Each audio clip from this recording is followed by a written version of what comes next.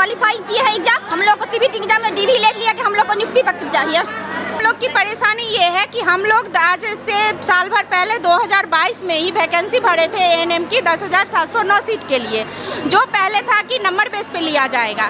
फिर जब बीच में सरकार चेंज हुई तो हम लोग का वो नियमावली उसमें चेंज कर दिया गया। नियमावली जब चेंज किया गया तो एग्ज़ाम लगा दिया गया। फिर हम सारी बहनें एग्ज़ाम क्वालिफाइड किए, मेहनत करके एग्ज़ाम क्वालिफाइड किए। एग्ज़ाम क्वालिफाइड करने के बाद फिर हमसे किया गया जो नहीं, जब हम लोग की डीवी हो गई, हम लोग एग्ज़ाम क्वालिफाइड हो गए, जब हम लोग की ये लास्ट पोजीशन पे हम लोग अब थे, नोटिस आया, सारे नोटिस को हम लोग ने पालन किया। हम लोग ने पालन किया सारा नोटिस, कुछ भी हम लोग ने नहीं इधर उधर कोई नियमावली छेड़छाड़ हम लोग नहीं करवाने गए। नहीं, उसके बाद हम लोग का क्या हुआ, जो जब हम लोग की ज्वाइनिंग लेटर आने की टाइम आ गई, तब वहाँ से फिर क्या हुआ, जो नियमावली चेंज कर दिया गया है, हाईकोर्ट द्वारा बोला गया है जो नहीं अब नंबर बेस पे लिया जाएगा, एग्जाम का कोई वैल्यू नहीं है। हम लोग बीटीएससी का इंतजार कर रहे हैं, हमको बीटीएससी से चाहिए कि ज्वाइनिंग लेटर हम लोग को प्रदान कराए। कह रहे हैं कि हम लोग के साथ मोदी सरकार है, जब से हाईकोर्ट अपना नियम चेंज कर दिया तो आयोग और सरकार दोनों हम लोग के साथ है। लेकिन ये बताइए, जब हाईकोर्ट ने इस बात को इशू किया था तो हाईकोर्ट उस वक्त किन की सरकार थी? महागठबंधन की सरकार थी। जी, उस टाइम महागठबंधन की सरकार थी, इसीलिए उसका नियमावली चेंज करके उस पे 2023 की नियमावली थोपी गई जबरदस्ती।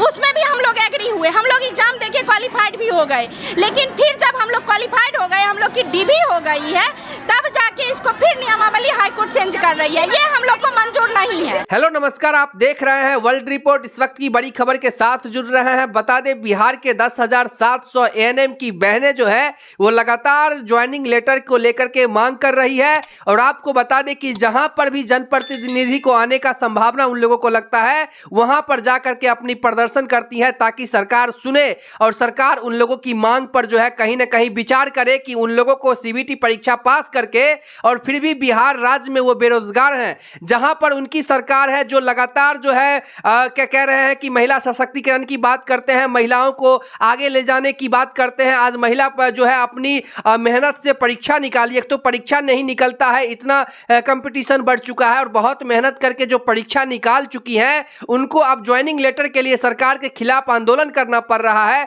इससे बड़ी शर्मनाक बात और कुछ भी नहीं हो सकती है। और एक पत्रकार के माध्यम से लगातार आप लोगों के हितों में हम आवाज को उठाते रहे हैं और उठाते रहेंगे जब तक कि आप लोगों का काम नहीं हो जाए। क्योंकि महिला कर्मचारियों से जब हम इंटरव्यू लेने के लिए गए थे तो वो लोग कैसे फक कर रो रही थी, अपनी मांगों को लेकर के रो रही थी, तो वो हमसे देखा नहीं गया है। और सरकार के खिलाफ आपको बता दें कि कर्पूरी सभागार में लगातार आप लोगों के हितों में जो है पत्र सौंपने का भी काम हुआ है।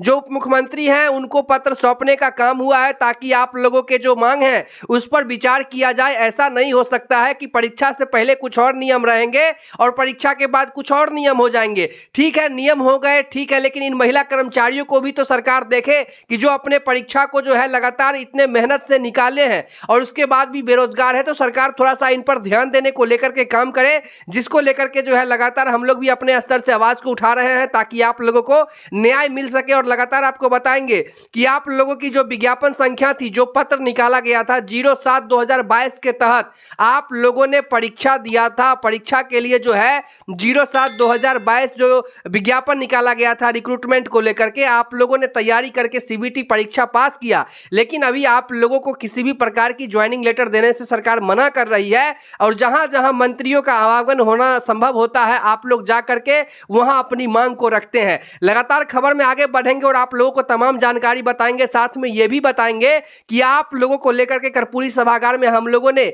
हमारी जो टीम की जो नेटवर्क है वो वहां पर जाकर के पत्र सौंपने का काम किया है ताकि जो उप मुख्यमंत्री महोदय है अपने स्तर से इस पर विचार करेंगे। क्योंकि जब महिला कर्मचारियों के अधिकारों के साथ हनन होता है तो विजय कुमार सिन्हा जो माननीय उप मुख्यमंत्री महोदय है वो कहीं ना कहीं अग्रसर खड़ा होते हुए दिखाई देते हैं।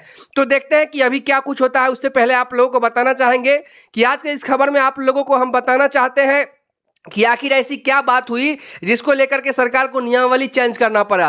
तो थोड़ा सा विस्तार में बताएंगे, तो आप लोग खबर में बने रहे। और उससे पहले एक छोटी सी अपील भी करना चाहेंगे कि ऐसे ही खबरों को देखने के लिए चैनल को सब्सक्राइब कर दीजिए, खबर को लाइक कर दीजिए और शेयर जरूर कीजिए। और हम लोग एक पत्रकार हैं, पत्रकार के माध्यम से आप लोगों की मांग को उठाएंगे।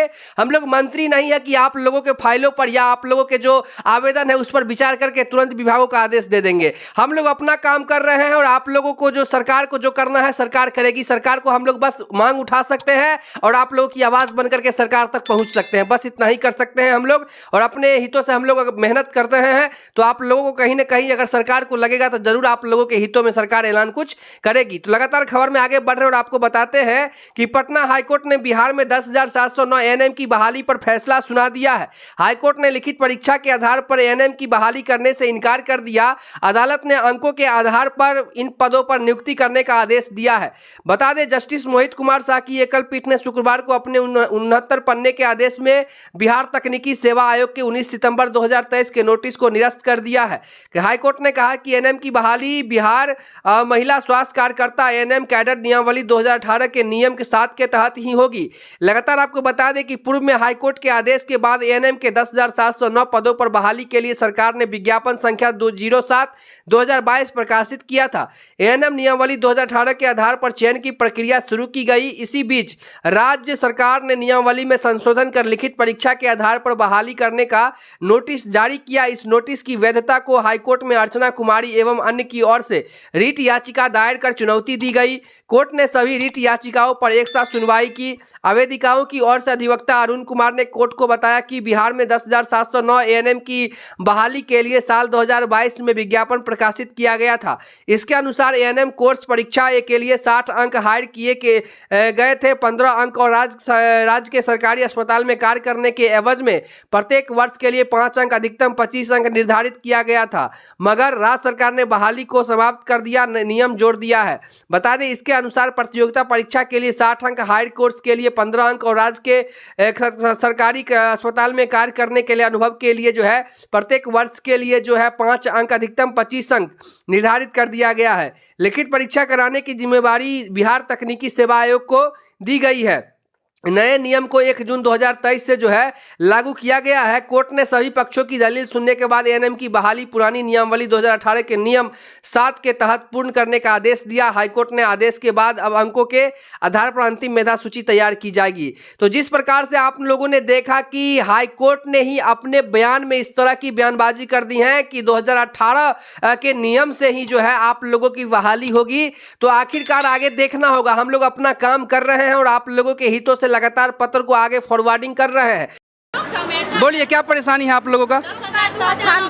हम लोग की परेशानी ये है कि हम लोग आज से साल भर पहले 2022 में ही वैकेंसी भरे थे एएनएम की 10,709 सीट के लिए, जो पहले था कि नंबर बेस पे लिया जाएगा। फिर जब बीच में सरकार चेंज हुई तो हम लोग का वो नियमावली उसमें चेंज कर दिया गया। नियमावली जब चेंज किया गया तो एग्ज़ाम लगा दिया गया। फिर हम सारी बहनें एग्ज़ाम क्वालिफाइड किए, मेहनत करके एग्ज़ाम क्वालिफाइड किए। एग्ज़ाम क्वालिफाइड करने के बाद फिर हमसे किया गया